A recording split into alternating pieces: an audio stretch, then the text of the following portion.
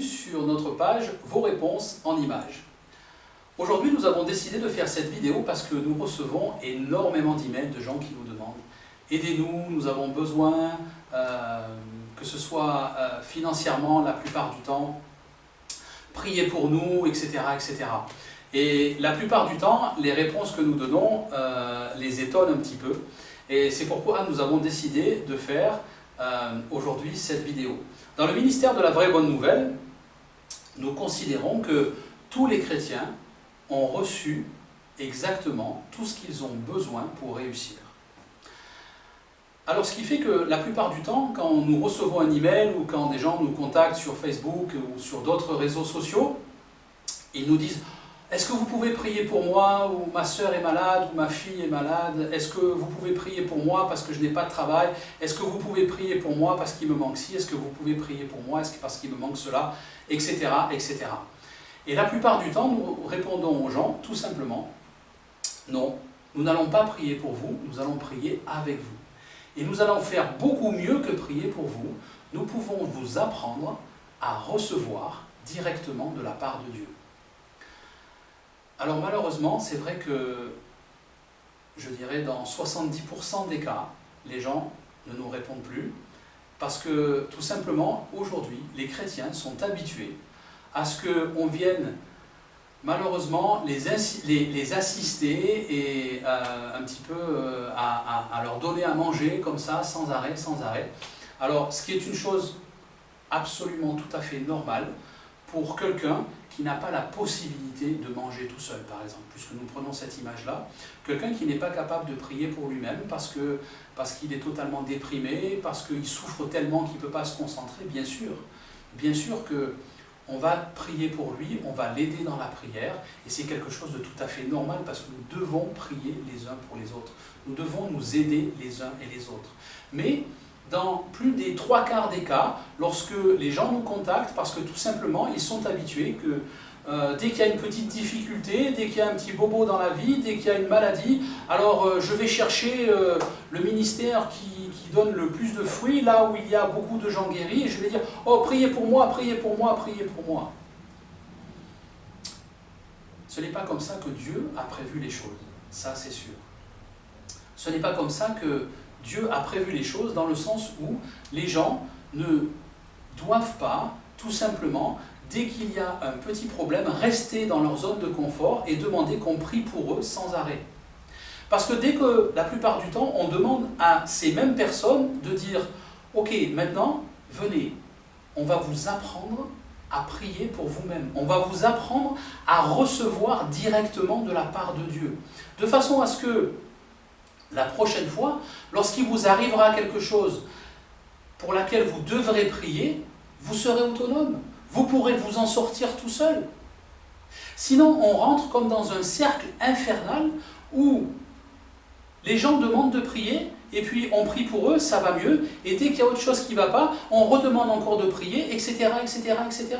Ce qui fait que dans le corps de Christ, on a au bas mot 60 ou 70% de gens qui sont faibles, qui ne prient jamais pour eux-mêmes, qui en plus, alors là, on ne leur demande même pas de prier pour les autres, puisqu'ils sont simplement pas capables de prier pour eux-mêmes avec succès, et c'est toujours 30 ou 40% du corps de Christ qui va soutenir tout le corps de Christ. Bien sûr que quelque chose comme ça peut rester temporaire, et ça peut arriver, et c'est normal.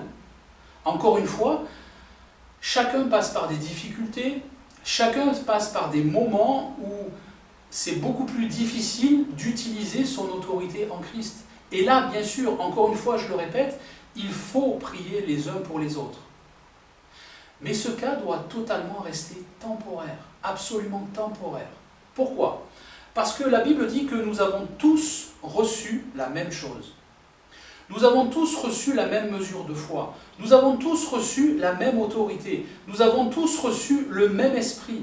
Nous avons tous reçu la même puissance de la parole de Christ qui habite à l'intérieur de nous. Alors que se passe-t-il ?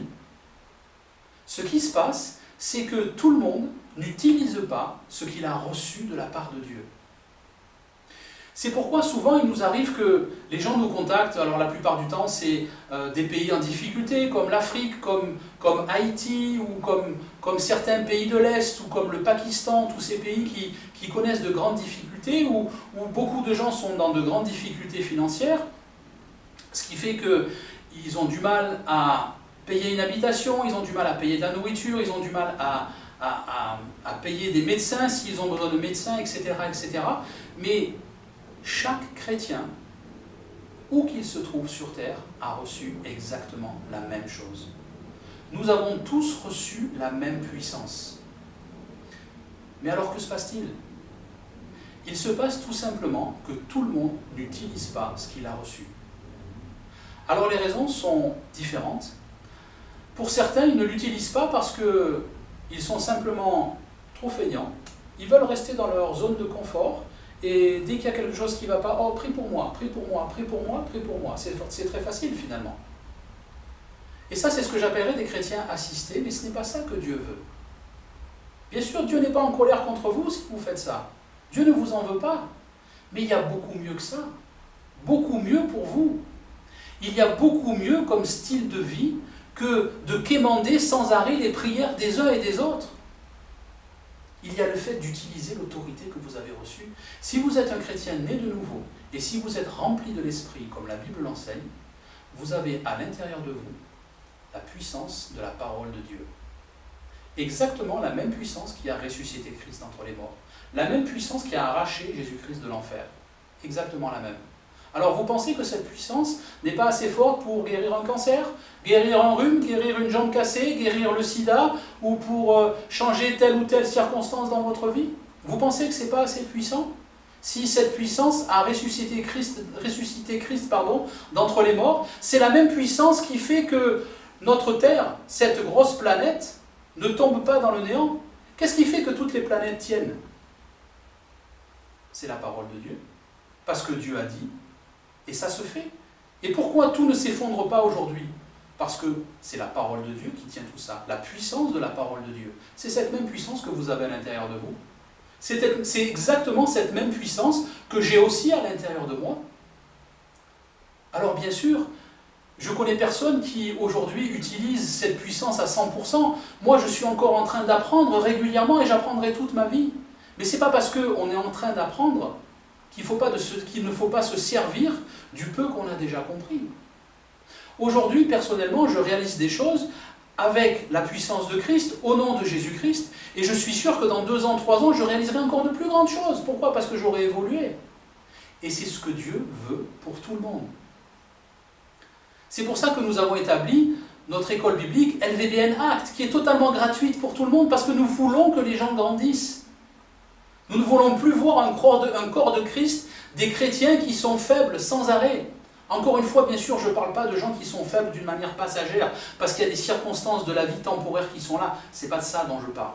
Je parle de gens qui ont fait de cet état quelque chose de permanent dans leur vie. Et qui sont toujours là en train de quémander, donnez-moi de l'argent, donnez-moi une prière, priez pour moi, etc., etc. Bien sûr, ça peut paraître dur ce que je dis. Mais la volonté de Dieu, c'est que tous puissent vivre dans cette puissance. C'est que tous puissent utiliser l'autorité qu'ils ont. La volonté de Dieu, c'est que vous ne manquiez de rien, matériellement parlant. Que vous ayez un toit sur la tête, décent. Que vous ayez à manger tous les jours. Que vous ayez tout ce dont vous avez besoin. Que vous ayez un travail pour subvenir à vos besoins. C'est ça la volonté de Dieu. Mais la plupart des gens que j'entends et qui nous contactent, nous disent « Oh, mais j'attends que Dieu va faire quelque chose, ou Dieu va faire ci, ou je vais prier, et Dieu va me donner ça. » Non, Dieu ne va rien vous donner. Dieu vous a déjà tout donné il y a 2000 ans à la croix. Encore ce matin, je discutais avec une personne qui nous contactait sur notre page Facebook et qui me disait « Oh, mais j'attends que Dieu va me donner ça parce que j'ai jeûné et j'ai prié, alors Dieu va me le donner. » Je dis « Non, Dieu ne te donnera rien. Dieu ne te donnera plus rien. Parce qu'il t'a déjà tout donné. Maintenant, c'est à toi d'agir. Dieu a mis tout à notre disposition, par la grâce. Et par la foi, nous devons nous approprier tout ça. La plupart du temps, c'est une histoire de croire. Alors bien sûr, la plupart des gens me disent « Mais pourtant je crois, mais ça ne marche pas. » Non. Parce que si je crois et que ça ne marche pas, ça veut dire que la Bible est fausse. Et tout le monde sait que la Bible n'est pas fausse. La Bible est vraie parce que c'est la parole de Dieu. Si je fais ce qui est écrit, si je fais ce que Jésus, par exemple, a dit, en disant « Toutes les choses pour lesquelles vous priez, si vous le croyez, vous le verrez s'accomplir. » C'est simple. C'est simple. Si je prie pour quelque chose qui est dans la volonté de Dieu pour ma vie, et que je le crois, je vais le voir s'accomplir. Vous êtes sans travail, vous avez besoin d'un travail, croyez que vous avez un travail. Ordonnez, je proclame que je reçois un travail. Et je sais, Saint-Esprit, que tu vas mettre en œuvre toutes les circonstances pour que je puisse trouver ce travail, et merci. Mais si par exemple, 2 jours après cette prière, rien ne se passe encore, et que vous dites « Oh, j'ai prié, mais ça n'a pas marché », ou alors « Oh, mais je crois que Dieu, il n'a pas encore fait ça pour moi », par ces paroles, vous vous condamnez vous-même. Vous mettez tout seul une malédiction sur votre vie, en disant « Non, ça n'a pas marché ». Vous venez simplement d'annuler la prière que vous venez de faire. Croire, c'est croire jusqu'à temps que je reçoive. Ce n'est pas croire les 24 premières heures après ma prière. Tout le monde fait des belles prières, tout le monde fait des belles choses, mais peu de monde continue de croire jusqu'à temps que la chose arrive. Et c'est la plupart du temps là où le bas blesse. C'est la plupart du temps là où, sans s'apercevoir, on perd tout. Parce qu'on prie, bien sûr, certaines personnes prient avec autorité, mais si peut-être même une semaine avant que la chose s'accomplisse, vous confessez par vos paroles en disant « Oh, ça n'a pas marché » ou alors « Oh, ouais, mais Dieu n'a rien fait », ça montre que vous ne croyez pas. Et le doute fait reculer la foi. Le doute et la foi sont antagonistes. La foi, quand elle est exprimée, elle fait reculer le doute. Mais le doute, quand il est exprimé, il fait reculer la foi. Et lorsque ma foi recule, je crois que c'est notre frère Jacques, dans son épître, qui dit que celui qui doute ne pense pas recevoir quoi que ce soit de la part de Dieu. Le doute est notre ennemi. Et encore une fois, je ne minimise pas tous ces gens qui nous contactent et qui sont dans le besoin, mais on ne peut pas les aider, c'est pas possible. Parce que si on devait les aider financièrement, il faudrait qu'on ait peut-être 200 000 euros, 300 000 euros qui rentrent tous les mois. Alors que on n'a pas de système de donation, en tout cas, mis à part pour les bureaux que nous avons dans les différents pays, mais nous n'avons pas de système de donation, on n'a pas d'argent qui rentre.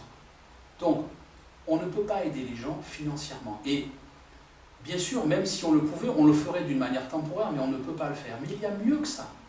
Il y a beaucoup mieux. Lorsque nous avons commencé notre ministère, la plupart du temps, les gens nous disaient « Mais comment vous allez faire? Mais il faut de l'argent, mais comment vous faites? Etc. etc. » On a commencé avec rien et on continue avec rien. Lorsque nous ouvrons un bureau, par exemple, je me souviens l'année dernière, lorsque nous avons ouvert notre bureau dans la République démocratique du Congo, notre frère et notre directeur Jean-Luc me disaient « Il nous faut une imprimante laser parce qu'on a besoin d'imprimer les études sur papier et de les donner aux gens. » Malheureusement, nous n'avions pas les finances pour acheter une imprimante laser. Alors je lui ai dit « Ok, c'est la volonté de Dieu que nous en ayons une. Alors, on va prier avec autorité et nous allons ordonner que nous allons recevoir une imprimante laser. » Quelques semaines après, Jean-Luc me téléphone et me dit « Franck, tu sais ce qui se passe? Quelqu'un m'a téléphoné et il nous fait cadeau d'une imprimante laser qui est pratiquement neuve. » Cette imprimante tourne tous les mois, elle imprime 5000 pages depuis 1 an et elle marche parfaitement bien. Et Dieu pourvoit à nos besoins.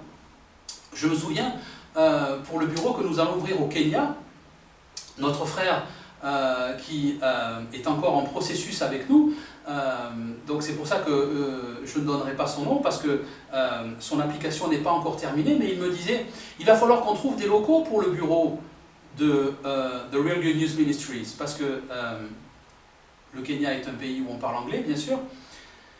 Et il m'a dit, mais alors comment on va faire? Vous allez nous envoyer de l'argent tous les mois pour payer une location, etc. J'ai dit, non, on n'a pas d'argent. On ne peut pas vous envoyer de l'argent, on n'en a pas. On est juste des chrétiens normaux, on a un petit salaire et ça nous aide juste à vivre, etc., etc. On ne peut pas envoyer de surplus d'argent. Et je lui ai dit, ne vous inquiétez pas, Dieu va pourvoir, il n'y a aucun problème. Et bien sûr, il était encore dans la phase où il est encore en train d'apprendre à utiliser son autorité, etc. Et il commence à voir de belles choses qui se passent dans sa vie. Et je pense que, pardon, environ un mois après, il m'envoie un email, il me dit, vous savez pas ce qui s'est passé? J'ai rencontré quelqu'un qui a un grand supermarché avec des bureaux, et il nous donne un bureau gratuitement. Alléluia. Et la plupart des choses dans notre ministère se passent comme ça. Dans notre vie personnelle, elles se passent comme ça aussi. Je compte plus les fois où on nous a fait cadeau d'une voiture, et pas n'importe quelle voiture, où on nous apporte de la nourriture gratuitement, ce qui nous permet d'économiser de l'argent et de payer pour les fournitures, par exemple, de notre bureau, quand nous envoyons pour payer les fournitures en République démocratique du Congo. Je ne compte plus les fois où on nous a donné des choses. Quand nous avons élaboré ce studio vidéo, on avait besoin de beaucoup de fonds. Aujourd'hui, on arrive à filmer avec 4 caméras, on a des projecteurs, etc. On a du bon matériel.